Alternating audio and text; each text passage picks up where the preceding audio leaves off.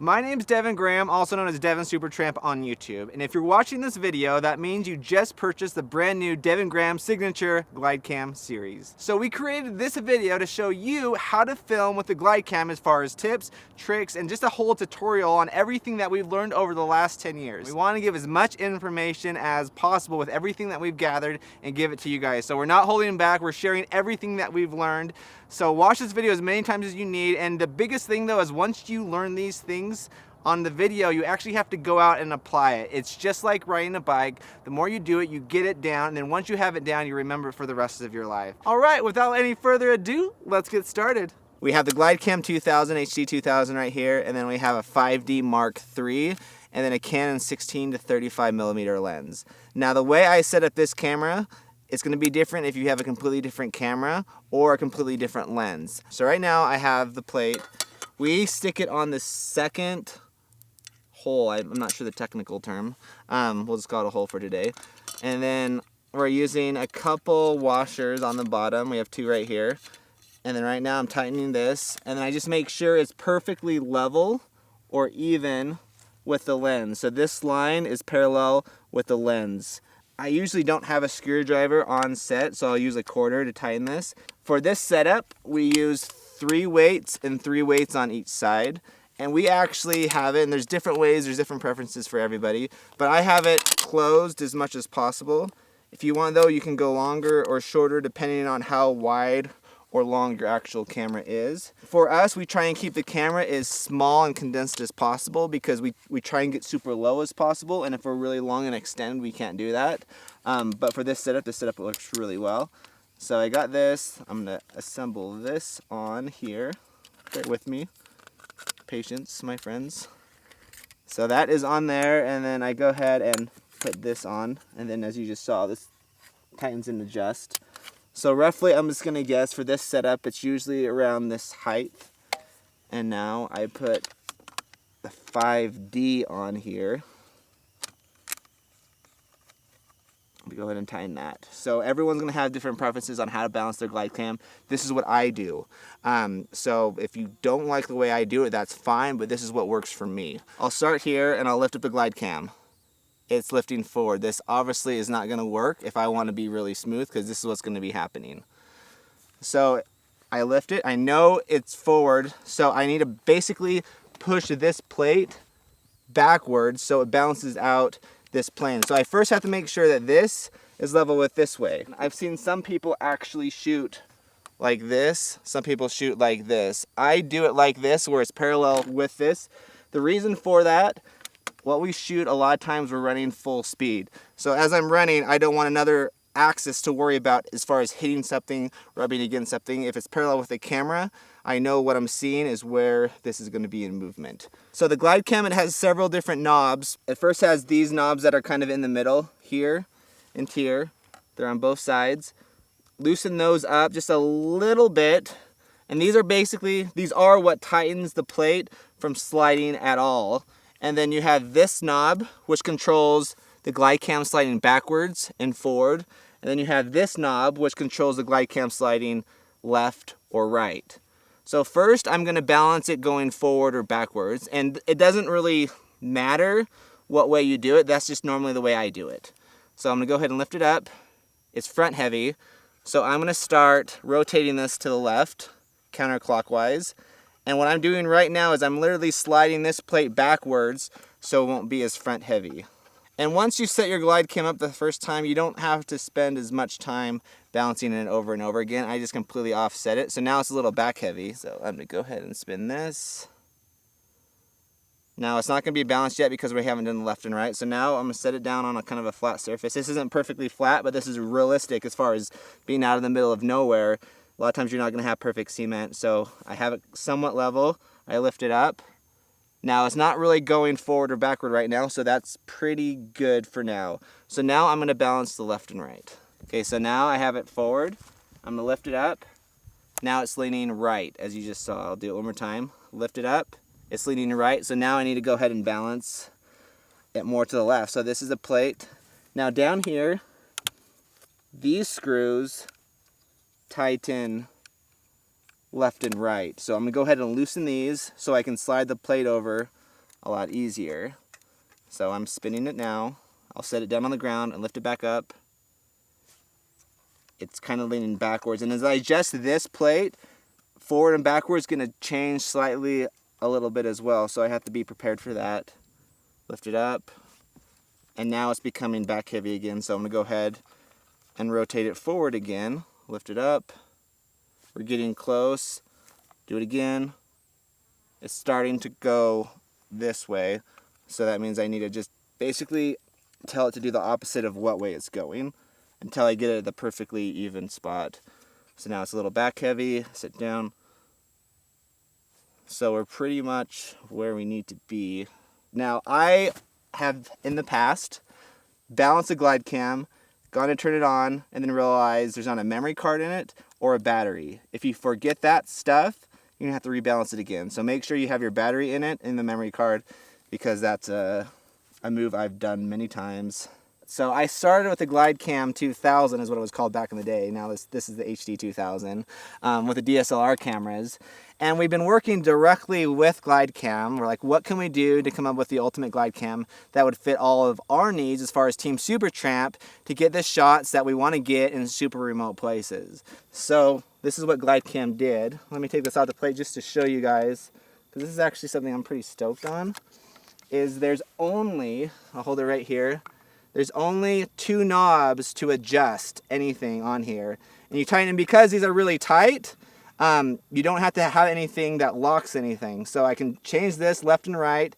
This changes it forward and backwards. And it's already locked into place. And then you just have your lock to lock the tripod plate on. Drop time, it's all, well, it's not all, but a big part of it is personal preference. For us personally, we like around 1.3 to 1.5 seconds. So I'm going to drop it. When I say drop time, it's from here to there. So how long it takes for the base to drop. And that's roughly 1.5 seconds right now. So some people prefer the drop time to be 2-3 seconds.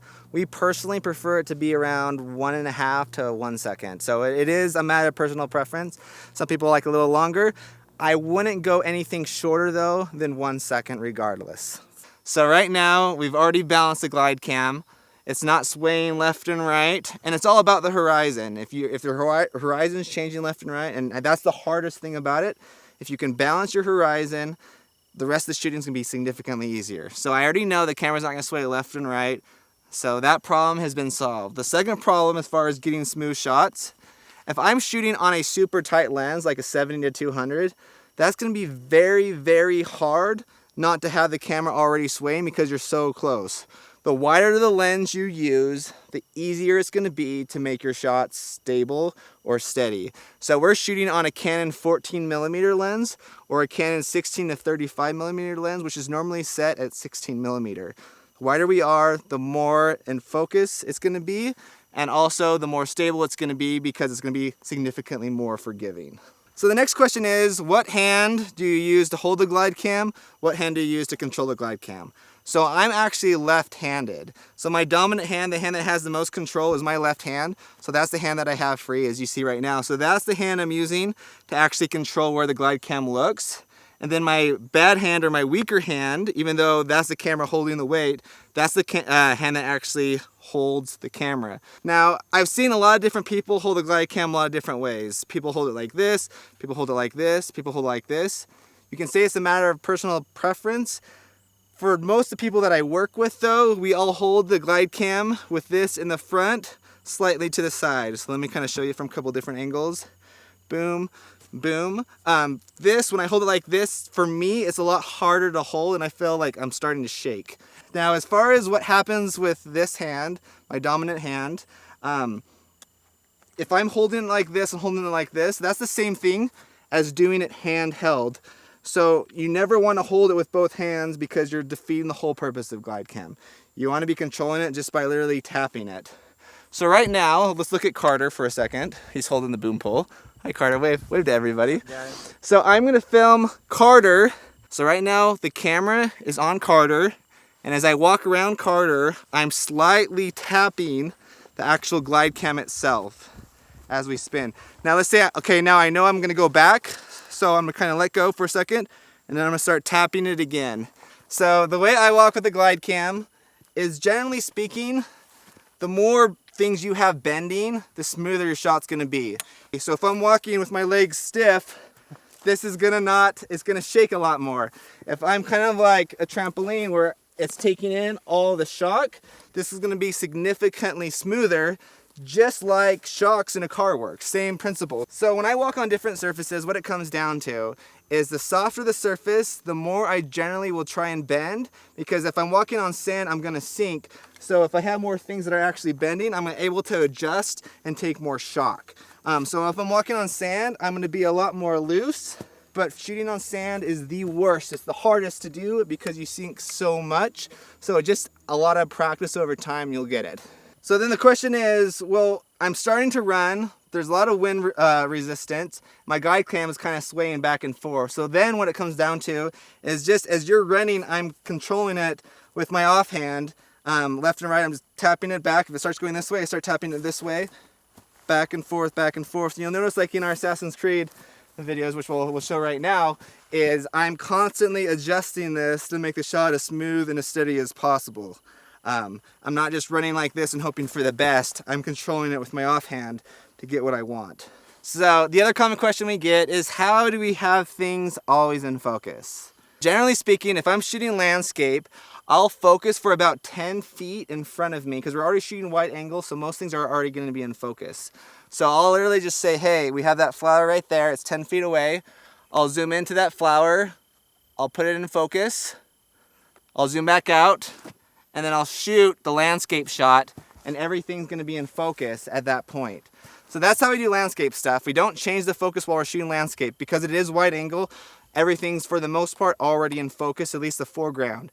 Now, if I'm shooting people, people are constantly changing as far as all of a sudden you'll have someone to run really close, then really far away. Generally speaking, when we shoot people, we're shooting an f2.8, so it's a lot more shallow depth of field, so more things are gonna be out of focus. So the way we make that work is I'll set my focus to the person, the subject matter, and then I'll keep that distance the whole time while I film them. And then if I do decide to get in close, I'll get in really fast and then I'll change the focus. So I'm gonna show you exactly what happens when I shoot someone. So right now we have Carter as our model. Ta-da, and he's holding the boom pole mic. So right now I know I'm gonna shoot Carter, and I'm gonna film this right now on this camera so you can see exactly what's happening. So I'll zoom in really fast. I'll get focus on Carter. Hi Carter, smile. What's up guys? And now I'm going to walk around Carter. And what's happening is I'm keeping the same distance, smile Carter, from Carter as we spin around Carter. Now if I get in close, he's out of focus. So I'm gonna grab this, put it in focus, and now I have the boom pole in focus. And then I know I'm gonna walk out, so I'll walk out and then I'll change focus really fast. And we're shooting on the fly, so we're doing everything super fast, and everything we shoot is generally documentary. Now it's out of focus, so I'll change focus really fast. But we're never, generally speaking, I'm never pulling focus and walking in, because as I do that, the glide cam goes off balance. So that's what it comes down to when we pull focus, is I'm constantly changing it, but we're editing the parts that are out of focus as we're making that quick adjustment. So that's why it's like, oh, how do you pull focus? Well, we're cutting the parts out when we're actually pulling focus. So as far as going from, let's just say we had like a skyscraper here. If I want to go from that to a bunch of people eating food right here, literally the way I'm going to do that is I'm going to point the camera up. Then this is how my hand's going to be. And then I'm going to start tapping it lightly as it goes down to the table. So I go up like this, and then I'm gonna come down and I'll slightly turn the camera to the table with the people eating. Where do your eyes go when you're filming with a glide cam? There's no right or wrong answer for this, because my eyes are kind of all over the place. I'm constantly looking where I'm walking, especially if it's somewhere dangerous. I'm constantly looking at the monitor, and I'm constantly looking at the subject matter to see where they're moving. So if I'm filming, let's just say a snowboarder that's hauling, and I'm snowboarding with him, I'm looking down right in front of me, and I'm looking at the snowboarder. If it's that case scenario, I'm usually not looking at the monitor, because it's just too many things happening. So as I'm filming the actual athlete, I'll be looking where I'm going, and then sometimes I'll glance at that monitor, but I'm just glancing on the right side of my eye as the athlete's going, because they're moving so fast I don't have time to look all over the place. So let's say I'm running over a whole heap of rocks. My focus isn't going to be on the monitor. It's going to be on where I'm running. And then it's going to be down here to where this is looking. If it's pointing that way, that means the camera's probably not pointed at the athlete. So I'll be running, jumping from rock to rock. Same principle applies. My legs are bending as much as possible, especially when I'm jumping from rock to rock to get those really smooth shots. So I'm looking at the monitor, I'm looking at the subject matter, and I'm looking where I'm walking. If I'm filming somewhere very dangerous, I'm mostly looking where I'm walking. So when I first started doing these videos, I wanted to make it look like it was a huge production. And it was just me and my 5D at the time, Mark II actually. And a lot of people started asking, like, how did you get those helicopter shots? And then I had to let people know, well, we didn't have a helicopter at all. All I had was a Glidecam 5D Mark II and a Canon 16 to 35mm lens. Now what happens on those cameras in a wide angle lens is it kind of shows the perspectives of if you're flying when you are on a Glidecam. So I did shots where I looked like I was flying over a waterfall. And a lot of that, what happened is, like if you're shooting like on a waterfall, it's very dangerous. So what I do is I'll get to the actual location. I'll walk through it 4 or 5 times without my Glidecam. Once I'm used to that, once I'm comfortable with that and I know what's slippery, what's not, then I'll get the Glidecam out and then I'll actually shoot it. And because I've walked it so many times, I'm already aware of the surface. And I'm actually not looking, especially when you're filming at dangerous places with the Glidecam, you want to know where you're walking more than what you're shooting. So I'll actually look more where I'm actually walking instead of the actual monitor itself, because when you're shooting those situations, it's much smarter to be safe than sorry. But the more wide angle you shoot, the more it does look like you're flying, because it has more space that actually travels past the camera, so it looks like you're going a lot faster than you actually are. For us, we're trying to get shots that you're not used to seeing, and that means putting the camera super low. Now this system, as far as the older Glidecams, when you turn the Glidecam upside down, I'll just show you an example, because it's not balanced for that, it turns back upright. So we're like, what can we do to make a system that's really fast, really efficient, so we can start shooting without having to put screwdrivers in and basically change the whole system. So Glidecam, it's the only one in existence. They allowed this so I can go straight from high mode to low mode. And now I don't have to worry about it flipping upside down, and I can start shooting right away and have super steady shots. Okay, and start walking, Parker. And for me, I feel the most interesting shots are having things fly past the foreground, because it just makes things look a lot faster and a lot more dramatic. So this is a huge deal for what we're doing, because we can do everything on the fly with no tools. And the system, it locks into place and it works super well. So this Glidecam comes with a quick release plate, which most people, they'll get their Glidecams, it won't have that, so they actually have to spend roughly around $50 to actually have a system that's similar to this. So this comes with the actual system. It's taking everything that's great about these Glidecams, the Glidecam HD2000 and 4000, and adding to it. Now the other big thing for us is, right here I have the Red Dragon camera, but we're also shooting on the 5D and several other cameras. So this system right here, because of this movable gimbal, you can have up to 2 to 12 pounds anywhere within that range, and you don't have to get a completely different Glidecam. So I can go from shooting with this camera, then I can put a 5D on here, and then I can actually put a GoPro on here if I add a couple weights up top. Disclaimer right there. But I can go from any camera setup that I can think of that we use, and we don't have to use a different Glidecam. We don't have to go from a 2000 to 4000. Essentially this is a 4000 pole, but I can use the whole array of systems.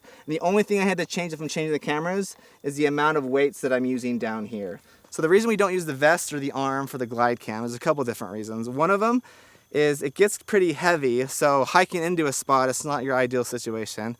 The other thing, and the most important thing for me, is we're often running through crowds of people, and if you have a big arm, you have to kind of dodge not only yourself and the camera, but the arm that's kind of sticking out. If you're going through walkways, it's the same principle. So Glidecam, for me, it's been the game changer. It's allowed us to get shots that compete with Hollywood. It's made us look like we had a full crew when it was just one person. So it's been the game changer for us. It's allowed us all these amazing film opportunities.